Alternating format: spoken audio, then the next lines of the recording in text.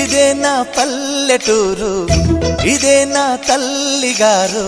మా ఊరి పాడి పంట రాములోరి దీవెనంట.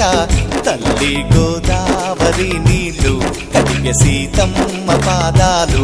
ఊరంతా హాయ్ హాయ్ హాయ్, మనసంతా హాయ్ హాయ్ హాయ్.